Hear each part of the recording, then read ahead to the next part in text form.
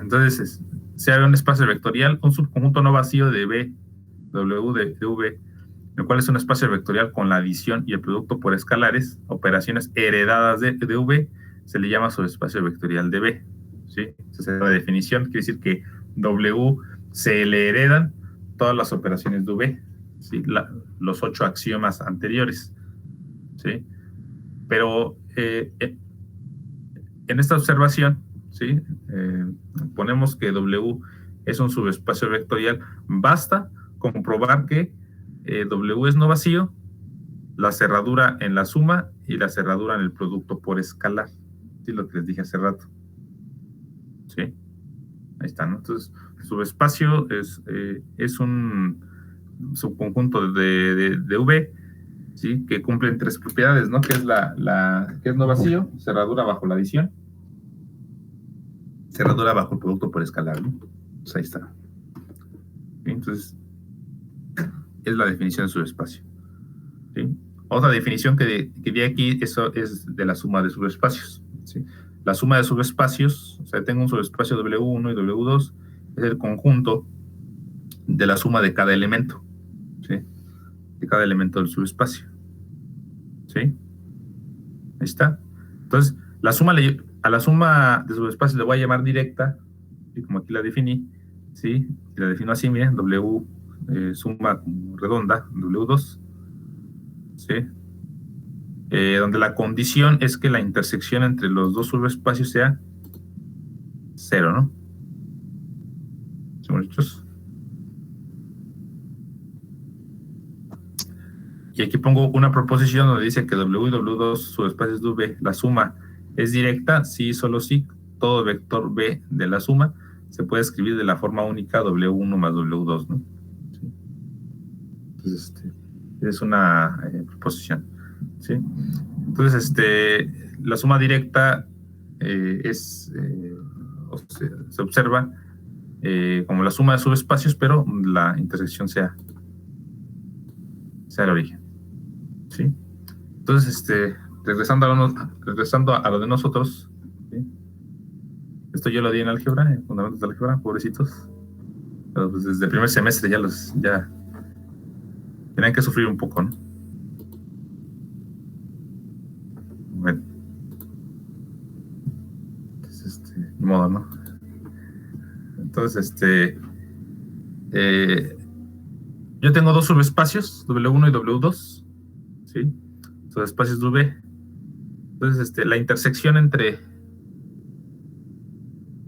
W1 y W2, ¿sí? Entonces, la intersección entre estos dos, tenemos puntos en común, ¿no? Es el 0, el 0, 0, 0, 0, ¿no? ¿Sí? Incluso si lo graficamos en el espacio tridimensional, pues este de aquí es una recta, es la recta que pasa por todo X1, ¿no? ¿Sí? Y es una recta que pasa por todo X2. Y si nos damos cuenta, tanto esta recta como esta recta, ¿sí? Comienzan o se intersectan en 0, ¿sí? Porque, ¿qué pasa si X1 es igual a 0 y X2 es igual a 0? Pues la intersección va a ser el origen, ¿no? Entonces, la intersección de los dos subespacios es el origen. ¿Sí? 0,0,0. ¿Sí? Por lo tanto, la suma de subespacios es directa. ¿Sí? Y la suma de subespacios es el conjunto que contiene ahora sí a X1, a X2 y a 0, ¿no? O sea, la suma directa de los dos subespacios me va a dar un plano. ¿Sí? Me da un plano. Entonces, si yo lo grafico, bueno, si yo lo veo de forma gráfica,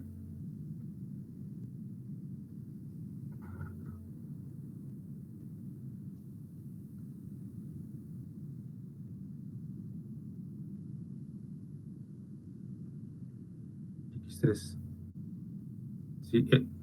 El subespacio W1 sería toda esta línea.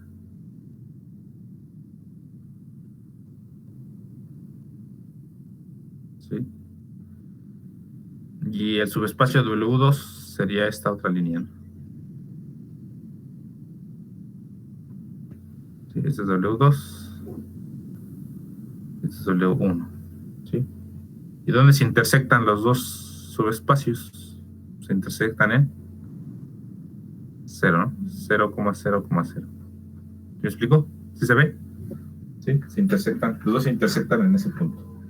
¿Sí? O sea, no se intersectan en sus elementos, solamente se intersectan en el origen. ¿Sí? Y la suma directa de esos subespacios me entregan puntos que están sobre el plano, sobre este plano generado. ¿Sí? Toda suma directa de los dos subespacios me entregan puntos sobre este plano. ¿Sí?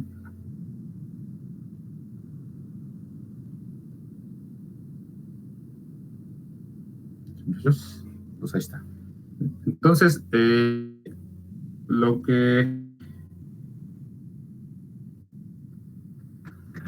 acabamos de ver aquí es que la suma directa es la suma de subespacios donde la intersección es el origen. ¿Sí? Entonces, eso se le pide a esa suma de subespacios, ¿sí? Que que la intersección sea el origen. ¿Sí? Eh, ¿Para qué? Para que esa suma no pierda elementos. ¿Sí? No pierda ni tampoco gane elementos. ¿Sí? O sea, le pedimos que la intersección entre R más y el complemento sea, sea cero, ¿sí? Para que esa suma directa no pierda ni gane elementos, o sea, que se mantenga normal, ¿sí? Y que, eh, viendo ahorita la dimensión entre los dos elementos, ¿sí? La dimensión se conserve, ¿sí? Entonces, lo que se requiere, ¿sí? O lo que queremos es, ¿qué pasa con la dimensión de los dos subespacios? ¿Sí? Dice la dimensión de R más, suma directa, R más complemento,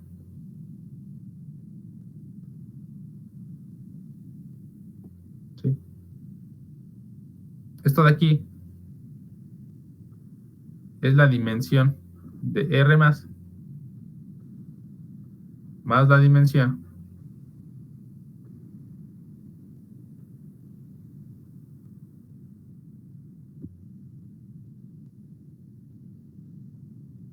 de R más complemento, ¿sí? Bueno, la dimensión de la suma de subespacios es la dimensión de R más, de W1 más la dimensión de W2 menos la dimensión de la intersección, pero como la intersección es cero, solamente me quedo con estos dos, ¿no? Entonces, esto es igual. La dimensión de R más es K, más la dimensión de R más complemento es N menos K. Entonces, K más N menos K, me queda N. ¿Sí? Quiere decir que ya estamos completando el espacio. ¿Sí? Eh, de hecho, se pide también que la suma sea directa porque cuando se hacen los famosos diagramas o redes algebraicas, ¿sí? Se pide que ese diagrama algebraico sea un cuadrado totalmente perfecto, ¿sí? Para que las dimensiones cuadren, ¿sí? Por ejemplo, los algebristas trabajan con esos diagramas de redes, ¿sí? Redes algebraicas, donde yo tengo aquí, por ejemplo, el subespacio R más, ¿sí? Tengo el complemento, tengo la intersección,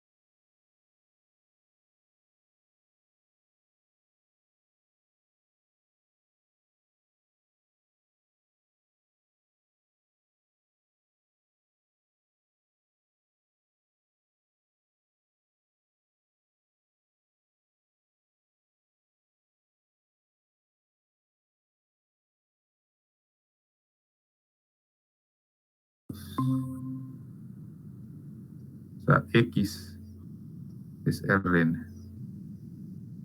¿Sí? Ahí está. Entonces la suma directa pues tiene que ser todo el espacio completo. ¿Sí? O sea, R más R más complemento tiene que ser isomorfo a todo el espacio total, al espacio de estados total, ¿no? ¿Sí? Entonces, si la intersección no fuera al cero, pues aquí tendríamos entre la intersección y el cero habría un número, ¿no? Entonces ya afectaría todo el cuadro, ¿no? Ya afectaría toda la red, ¿sí? Porque ya le quitaríamos dimensión al espacio, ¿sí? Sería n más alfa, por ejemplo, o n menos alfa, no sé, lo que tengamos aquí. Entonces ya afectaría la dimensión total. Entonces necesitamos que la suma sea directa, que la intersección sea el origen, o sea, que colapse, para que efectivamente la dimensión total sea n, ¿sí? Y la suma directa sea isomorfo al espacio total, ¿sí? Se lo voy a poner bien, porque se ve medio gacho.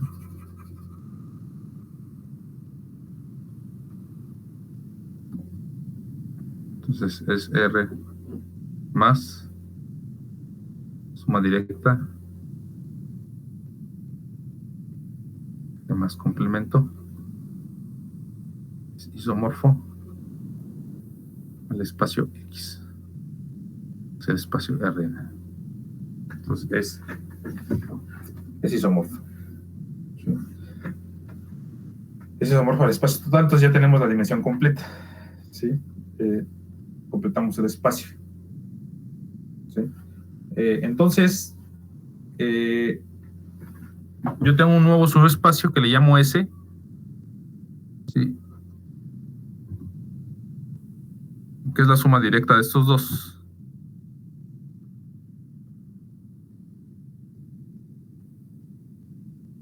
¿Sí? Entonces, lo que va a pasar es lo siguiente. ¿Sí? R más me proporciona un conjunto de elementos, lo voy a llamar V, nada más para...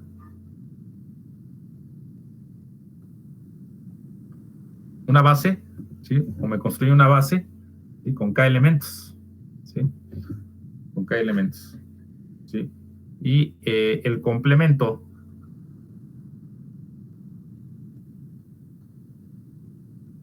me va a entregar otra base, ¿sí? Donde el número de elementos de la base sea n-k, ¿sí? Aquí el número de elementos es k, y aquí el número de elementos supongamos que es n-k, ¿sí? Entonces, como tengo la suma directa de R más complemento, ¿sí? Pues yo voy a tener una nueva base, ¿sí? Esto me va a generar la siguiente base, ¿sí? O sea, con la suma directa yo voy a tener una nueva base, que es el conjunto de B1 hasta BK y LK más 1 hasta LN, ¿no? Entonces quiere decir que adjuntándole, ¿sí? Agregándole esos elementos de la nueva base, ¿sí? La base completa va a ser una base de n elementos, ¿sí? Con la condición de que esos elementos sean linealmente independientes. ¿Sí? Linealmente independientes. Y que es lo que se pide, ¿no? Y es lo que ustedes ven en álgebra, ¿no? Que es si ustedes tienen una base que sea linealmente independiente, ¿sí? Bueno, dependiente, ¿sí? O una base que quieran completarla, pues extraen elementos de la base y rellenan con otros elementos que sean linealmente independientes, ¿no? Es lo que hacen en álgebra, ¿no? Quitan elementos, ¿sí? Quitan elementos de la base y después o los extraen y los rellenan con otros elementos linealmente independientes, ¿sí? Es la extracción o con la completación de bases, ¿no? ¿Sí? Con elementos linealmente independientes. Entonces, es lo mismo que hacemos aquí, ¿sí? Yo tengo mis elementos de R+, ¿sí? Que es el espacio columna, ¿sí? Y a ese espacio columna le quito elementos, ¿sí? Y le agrego más, ¿sí? Lo completo, ¿sí? Con uno o dos vectores que sean linealmente independientes a esos vectores, ¿sí? Entonces, esta base me genera una matriz de transformación, ¿sí? La base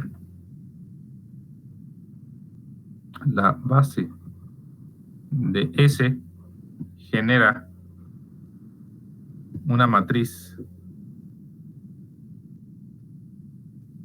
de transformación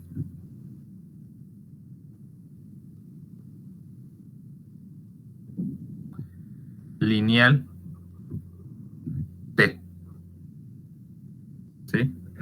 Imaginemos la matriz de transformación lineal T. De hecho, T es un elemento de las matrices cuadradas, ¿sí? Con T, esta T va a estar construida por los elementos de B1, B2 hasta BK y LK más 1 hasta LN, ¿no? ¿Sí?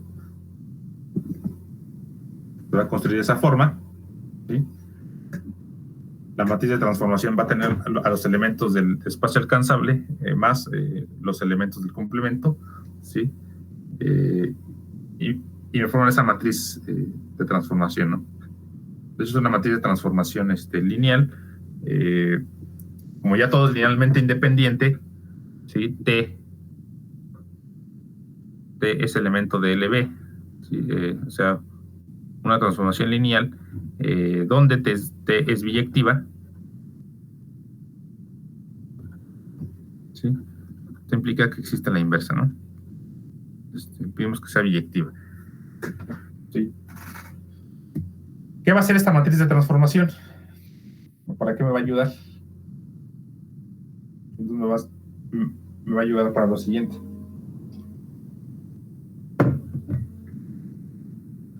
Entonces, bueno, T es una matriz de similaridad, ¿no?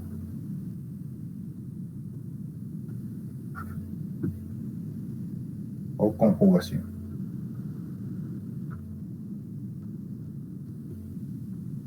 Sí, bueno. Yo tengo mi sistema lineal.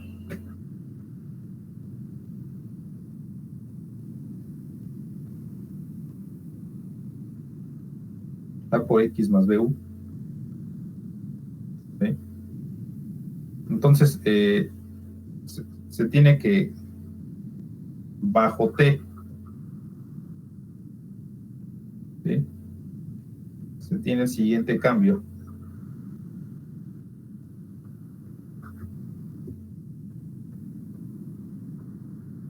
De coordenadas. O sea, X es igual a T por Z, ¿no? ¿Sí? Entonces, como T es biyectiva, ¿sí? Esto implica que yo puedo invertir la matriz. Entonces tengo que Z es igual a T inversa por X, ¿sí? Z es igual a T inversa por X, ¿sí? Entonces, y es un cambio de coordenadas, ¿no? ¿Sí? ¿Qué pasa si derivo Z? La derivada de Z es igual a T inversa por X punto. Pero X punto, ¿quién es? Pues es mi sistema, ¿no? Entonces tengo T inversa por AX más BU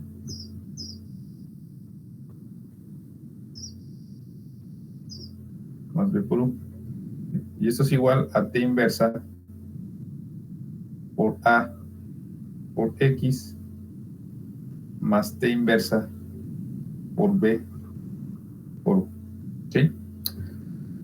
Donde X ya sabemos cuánto vale, ¿no? X es igual a T por Z. Entonces lo sustituimos aquí. Esto nos queda Z punto igual a T inversa por A por T por Z más T inversa por B por U. ¿Sí? Entonces ya está todo en términos de Z. Hice una transformación de similitud. ¿Sí? Como la que vimos algún día, ¿no? Que era la diagonal, ¿no? Y que dije que era como cuando a una persona le pones una sábana arriba, aunque tú la transformes poniéndole la sábana, sigue siendo la misma persona, ¿no? O sea, si yo transformo al sistema, sigue teniendo las mismas características, ¿no? Las mismas características cualitativas, ¿sí? Por ser de similaridad. Entonces aquí transformé el sistema, donde esto de aquí lo puedo reescribir como A circunflejo por Z más B circunflejo por U, ¿sí? Donde A circunflejo es T inversa por A por T y B circunflejo es T inversa por B, ¿sí? Ahí está. Bueno, pero ¿qué característica guarda esta matriz A? ¿Sí? Resulta que mediante esa transformación, ¿sí? La matriz A sufre un cambio, ¿sí? Se llama A gorro y va a tener la siguiente estructura, mira.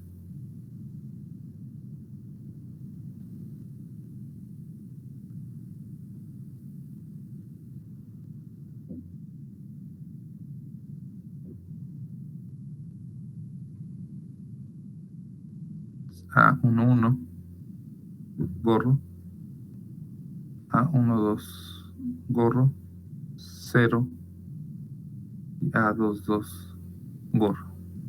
Sí.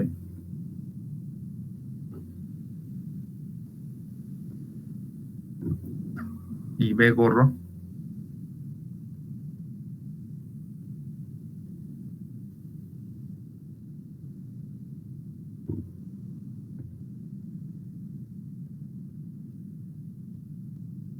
B1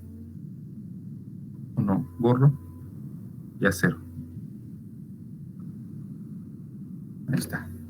Entonces quiere decir que la matriz A, bajo las matrices de transformación, se transforma a esta matriz que está aquí, y B también se transforma a esta. ¿Sí?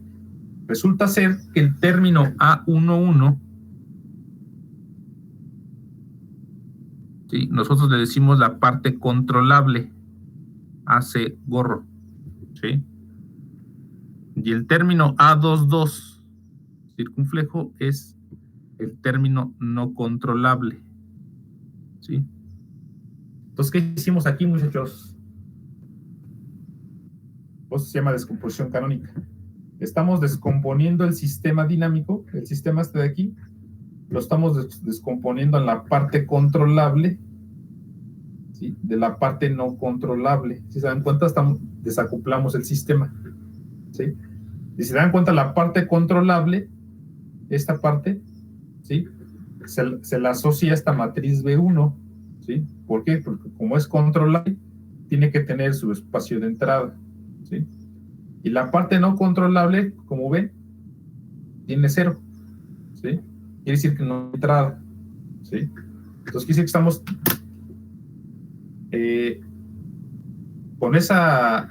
con todo ese desmán que hicimos atrás, ¿sí? Con el espacio R+, ¿sí?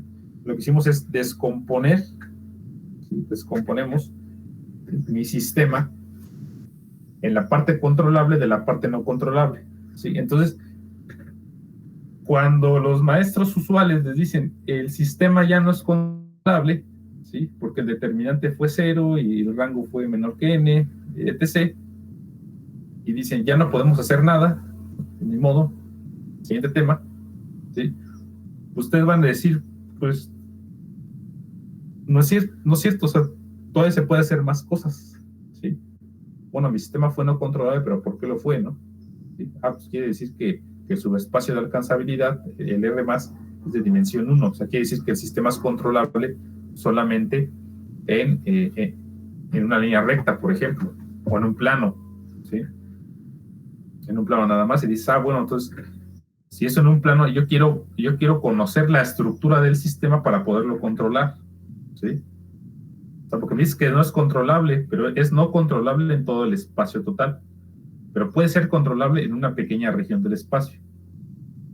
Te dicen, sí, bueno, ya, no es controlable en una pequeña región, entonces, ¿qué hago?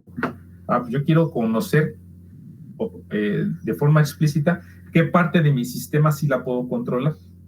¿Sí? Entonces, mediante la matriz de transformación, lo que estamos haciendo es desacoplar, ¿sí? O mostrar explícitamente qué parte del sistema es la controlable y qué parte de mi sistema es la no controlable, y nada más trabajar con la parte controlable, ¿sí? Pues quiere decir que, bueno, por lo tanto, mi sistema dinámico, z punto, transformado, lo estoy descomponiendo en dos partes, y le pongo z1, z2 punto, igual a la matriz contiene a controlable,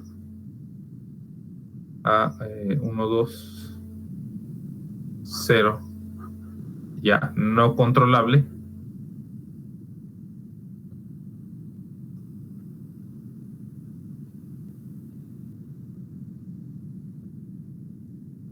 más B1 gorro 0 por U. ¿Sí?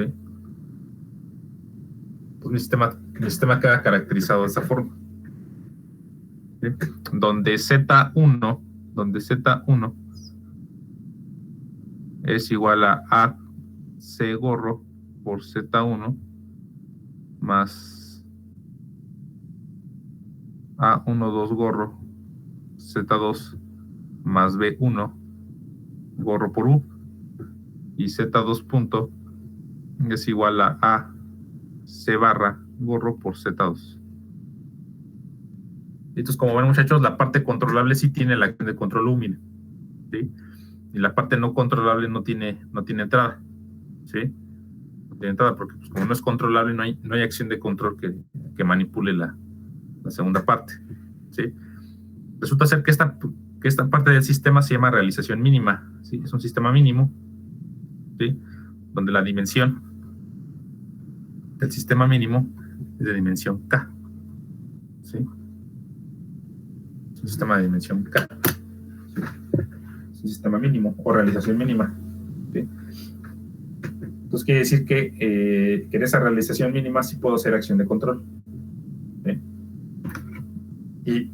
Y hay un resultado que vamos a ver en la siguiente clase que dice que la parte no controlable, ¿sí? Lo que necesitamos es que el espectro de la parte no controlable, o sea, los valores propios, ¿sí? estén en los complejos negativos, ¿sí? En el cero, ¿no? O sea, que sean Hurwitz. O sea, si no los puedo controlar, si no puedo controlar el sistema, el subsistema 2, este de aquí, porque es no controlable, pues por lo menos que los valores propios me ayuden a que estén del lado izquierdo para que no me generen problemas, ¿sí? Es lo que se pide, ¿no? Que la parte no controlable, que sus raíces características estén del lado izquierdo, ¿sí? Y ese resultado se llama resultado de estabilizabilidad, ¿sí? Dices, bueno, si no me ayudas que te controle, ¿sí? Pues por lo menos estate del lado izquierdo, ¿sí? Y el subsistema de arriba, que es el controlable, ¿sí? Ahí sí le puedo agregar acción de control porque tiene la entrada 1, ¿sí? Entonces, esa es la descomposición canónica de la parte controlable de la no controlable. Ok, profesor. ¿Tienes preguntas aquí? ¿Sí queda claro? Pues por lo que hace. Sí. Entonces, con la matriz de transformación estamos descomponiendo esos subsistemas, ¿no? Y no les voy a dar un ejemplo de cómo descomponer el sistema, ¿no? Y un ejemplo numérico, y para que vean cómo lo desacoplamos. ¿Son muchos? La idea de esta parte es que ahora voy a definir lo que significa estabilización, ¿sí? Que es el inicio del diseño de controladores. Entonces voy a aprovechar esta misma estructura, porque con esto voy a definir lo que es un controlador, ¿sí? O cómo diseñar controladores, ¿sí? Vamos a ver dos métodos. Uno es el de, se llama asignación directa, y ese método de asignación directa nos va a llevar al método de Basgura, ¿sí? Ese método de Basgura, y el otro método se llama método de Ackermann, ¿sí? Entonces, son dos métodos para encontrar control, ¿sí? La ganancia del control, ¿sí? Entonces, como demostración, voy a controlar un sistema, ¿no? Posiblemente con ustedes también vaya a controlar el limitador magnético, ¿sí? Un sistema limitador magnético, ¿sí? Entonces voy a encontrar la acción de control para que la bola del limitador, la bola se mantenga en equilibrio, ¿sí? ¿Muchos? Sí, vamos a hacer acción de control para el limitador. Escribió alguien en el chat.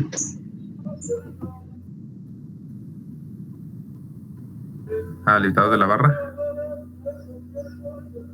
Ese, yo tengo uno que hice con Yair, con el profe Yair. Igual tengo el modelo matemático. Sí, con Yair hicimos un sistema limitador magnético. Nada más que, pues, como estamos en línea, pues no, va a ser simulado, pero el original lo tengo con Yair, pero eso está en Upita. Lo tenemos en Upita, los tenemos resguardados en Upita. ¿Qué es esto allá en la Lupita? En la Lupita. Porque Yair como él estudió en el CIDETEC, y CIDETEC tiene convenio con Upita en el posgrado, Yair tiene alumnos de tesis de posgrado allá. Entonces, el limitador magnético, pues, lo trabajó con alumnos de aquí, pero con el convenio de allá, de Upita, entonces pues está allá. ¿Y no tiene videos? Voy a ver si me pasa los videos. Ahí creo que tiene unos, Yair. Va, para ver si lo vemos el lunes. Entonces, sí, es que tenemos nuestro grupo compacto, ¿no? Entonces andamos, tenemos alumnos de aquí que están allá, ¿no? Pasa los videos del limitador, ¿no? Y entonces, a ver, en presenciar que me preste el limitador, ¿no? ¿Y de qué tamaño está? Está un poco, sí está grandecito. Está demasiado grandecito. Unos, ¿qué será? La barra yo creo que mide como 1 metro, bueno, menos de 1 metro. Pero sí está grande el sistema. Y tiene un electroimán, que es del tamaño de una lata, ¿no? Como de refresco. Así está el electroimán, así está de grandote. Sí, entonces, uno controla el flujo magnético para que se mantenga en equilibrio ese sistemita. Sí, luego les digo porque que estamos, es que en Upita tenemos varios, haya llegado, ¿no? Entonces, por eso. Va, pero no se le olvida. ¿Vale? ¿No se le olvida pedirle el video para el lunes? No, hijo. Primero tenemos que ver la parte teórica, ¿no? De todo el control antes de llegar al diseño, ¿no? Va. Sí. Como ven. Entonces nos vemos el lunes. Sale, profe. Se me olvida. Sí, profe, nos vemos el lunes. Cuídese. Cuídense.